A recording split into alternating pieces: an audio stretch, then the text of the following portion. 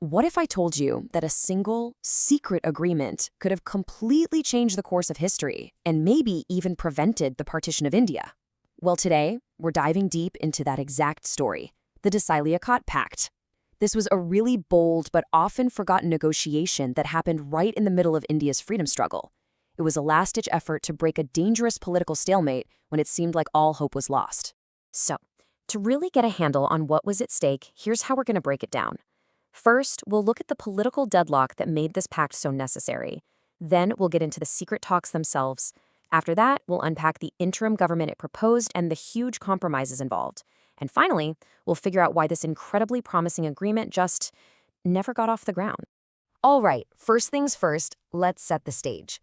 To really appreciate why this pact was such a big deal, you have to understand the massive political crisis that was gripping India between 1942 and 1945.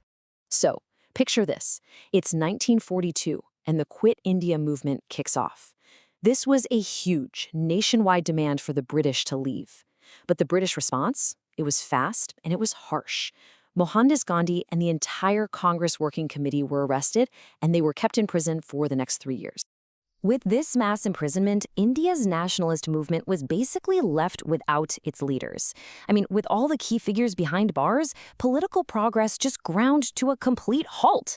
And this created a super dangerous deadlock, making that huge gap between the Indian National Congress and the Muslim League even wider. So, how in the world do you break a stalemate like that? Well, with all the official channels totally frozen, the only way forward had to come from the shadows. It came from a very unlikely and very secret alliance.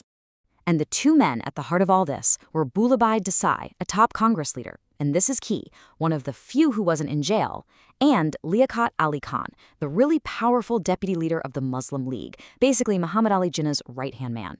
Now, despite being on opposite political sides, they were actually friends, and they both desperately wanted to get things moving again. And their goal? Wow, it was audacious. They weren't just trying to get some prisoners released. No, they were trying to write the entire blueprint for a future coalition government. The idea was to finally end that paralyzing deadlock and let Hindus and Muslims present a single, united front for an independent India. Okay, so what was actually in this secret proposal? At its core was a structure that was, really simple, but at the same time, it was totally revolutionary for the period. It was a direct shot at building a bridge over that growing canyon of mistrust. So the whole plan basically stood on two game-changing ideas. First, total parity. This meant the Congress and the Muslim League would each nominate the exact same number of people to the central government. That was huge. And second, it made sure to protect other communities by setting aside a full 20% of the seats for minorities like Sikhs and Christians.